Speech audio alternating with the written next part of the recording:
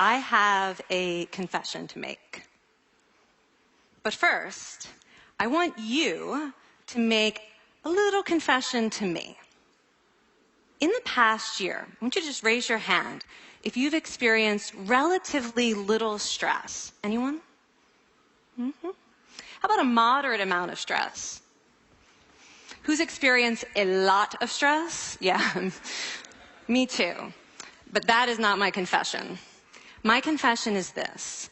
I am a health psychologist, and my mission is to help people be happier and healthier. But I fear that something I've been teaching for the last 10 years is doing more harm than good, and it has to do with stress. For years, I've been telling people stress makes you sick. It increases the risk of everything from the common cold to cardiovascular disease. Basically, I've turned stress into the enemy. But I've changed my mind about stress. And today, I want to change yours. Let me start with the study that made me rethink my whole approach to stress. This study tracked 30,000 adults in the United States for 8 years. And they started by asking people, how much stress have you experienced in the last year?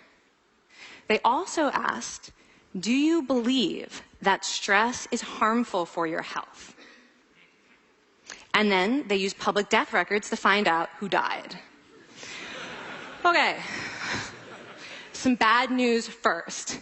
People who experienced a lot of stress in the previous year had a 43% increased risk of dying. But that was only true for the people who also believed that stress is harmful for your health. People who experienced a lot of stress but did not view stress as harmful were no more likely to die. In fact, they had the lowest risk of dying of anyone in the study, including people who had relatively little stress. Now, the researchers estimated that over the 8 years they were tracking deaths, 182,000 Americans died prematurely, not from stress, but from the belief that stress is bad for you. That is over 20,000 deaths a year. Now, if that estimate is correct, that would make believing stress is bad for you the 15th largest cause of death in the United States last year, killing more people than skin cancer, HIV, AIDS, and homicide. You can see why this study freaked me out.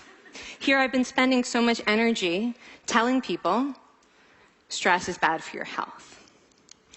So this study got me wondering, can changing how you think about stress make you healthier? And here the science says yes. When you change your mind about stress, you can change your body's response to stress. Now, to explain how this works, I want you all to pretend that you are participants in a study designed to stress you out. It's called the social stress test. You come into the laboratory, and you're told you have to give a 5-minute impromptu speech on your personal weaknesses to a panel of expert evaluators sitting right in front of you. And to make sure you feel the pressure, there are bright lights and a camera in your face, kind of like this. And the evaluators have been trained to give you discouraging nonverbal feedback, like this.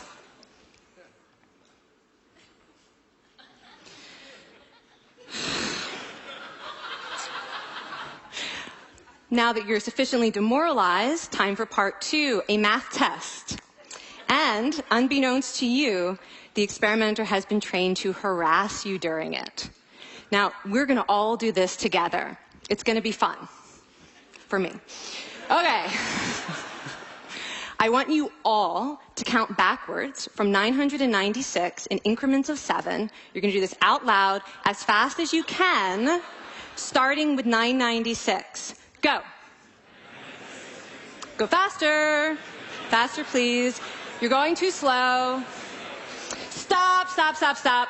That guy made a mistake. We're going to have to start all over again. You're not very good at this, are you? Okay, so you get the idea. Now, if you were actually in this study, you'd probably be a little stressed out. Your heart might be pounding. You might be breathing faster, maybe breaking out into a sweat.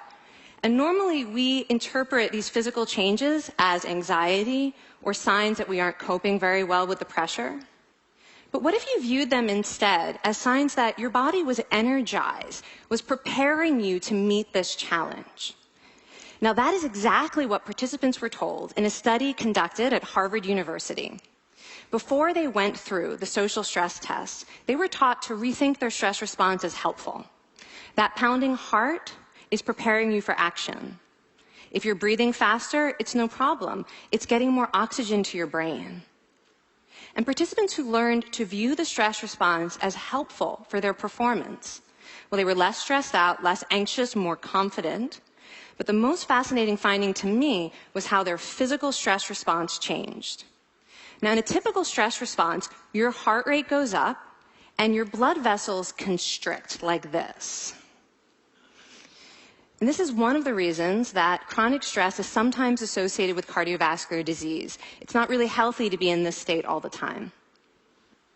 But in the study, when participants viewed their stress response as helpful, their blood vessels stayed relaxed like this. Their heart was still pounding, but this is a much healthier cardiovascular profile. It actually looks a lot like what happens in moments of joy and courage. Over a lifetime of stressful experiences, this one biological change could be the difference between a stress-induced heart attack at age 50 and living well into your 90s. And this is really what the new science of stress reveals, that how you think about stress matters. So my goal as a health psychologist has changed. I no longer want to get rid of your stress. I want to make you better at stress. And we just did a little intervention. If you raised your hand and said you'd had a lot of stress in the last year, we could have saved your life. Because hopefully the next time your heart is pounding from stress, you're going to remember this talk, and you're going to think to yourself, this is my body helping me rise to this challenge.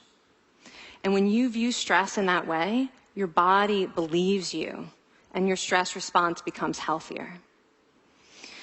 Now, I said I have over a decade of demonizing stress to redeem myself from. So we are going to do one more intervention. I want to tell you about one of the most underappreciated aspects of the stress response. And the idea is this: stress makes you social. To understand this side of stress, we need to talk about a hormone, oxytocin. And I know oxytocin has already gotten as much hype as a hormone can get. It even has its own cute nickname, the cuddle hormone, because it's released when you hug someone. But this is a very small part of what oxytocin is involved in. Oxytocin is a neurohormone. It fine-tunes your brain's social instincts. It primes you to do things that strengthen close relationships. Oxytocin makes you crave physical contact with your friends and family. It enhances your empathy. It even makes you more willing to help and support the people you care about. Some people have even suggested we should snort oxytocin to become more compassionate and caring. But here's what most people don't understand about oxytocin. It's a stress hormone. Your pituitary gland pumps this stuff out as part of the stress response. It's as much a part of your stress response as the adrenaline that makes your heart pound. And when oxytocin is released in the stress response, it is motivating you to seek support. Your biological stress response is nudging you to tell someone how you feel instead of bottling it up. Your stress response wants to make sure you notice when someone else in your life is struggling so that you can support each other. When life is difficult, your stress response wants you to be surrounded by people who care about you. Okay, so how is knowing this side of stress going to make you healthier? Well, oxytocin doesn't only act on your brain, it also acts on your body.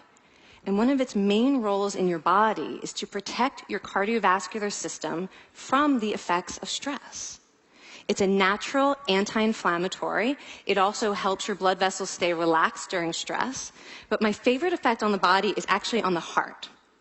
Your heart has receptors for this hormone. And oxytocin helps heart cells regenerate and heal from any stress-induced damage. This stress hormone strengthens your heart. And the cool thing is that all of these physical benefits of oxytocin are enhanced by social contact and social support. So when you reach out to others under stress, either to seek support or to help someone else, you release more of this hormone, your stress response becomes healthier, and you actually recover faster from stress. I find this amazing that your stress response has a built-in mechanism for stress resilience. And that mechanism is human connection. I want to finish by telling you about one more study. And listen up, because this study could also save a life. This study tracked about 1,000 adults in the United States, and they ranged in age from 34 to 93. And they started the study by asking, how much stress have you experienced in the last year?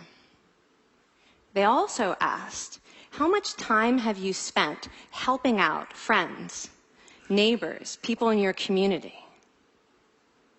And then they used public records for the next 5 years to find out who died. Okay, so the bad news first. For every major stressful life experience, like financial difficulties or family crisis, that increased the risk of dying by 30%. But, and I hope you are expecting a but by now, but that wasn't true for everyone. People who spent time caring for others showed absolutely no stress-related increase in dying, 0. Caring created resilience. And so we see once again that the harmful effects of stress on your health are not inevitable. How you think and how you act can transform your experience of stress. When you choose to view your stress response as helpful, you create the biology of courage. And when you choose to connect with others under stress, you can create resilience. Now, I wouldn't necessarily ask for more stressful experiences in my life, but this science has given me a whole new appreciation for stress. Stress gives us access to our hearts.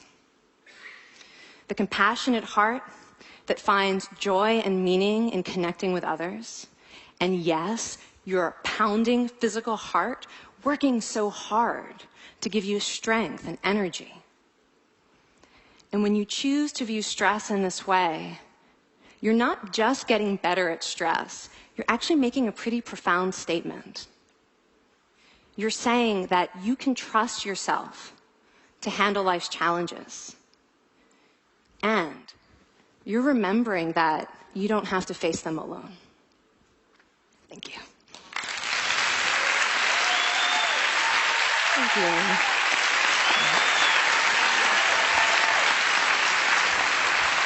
I mean, this is kind of amazing what you're telling us. It seems amazing to me that a belief about stress can make so much difference to someone's life expectancy. How would that extend to advice? Like if someone's making a lifestyle choice between, say, a stressful job and a non-stressful job, does it matter that which way they go, that it's equally wise to go for the stressful job so long as you believe that you can handle it in some sense? Yeah, and one thing we know for certain is that chasing meaning is better for your health than trying to avoid discomfort. And so I would say that's really the best way to make decisions, is go after what it is that creates meaning in your life and then trust yourself to handle the stress that follows. Thank you so much, Kelly. Thank you. It's really cool.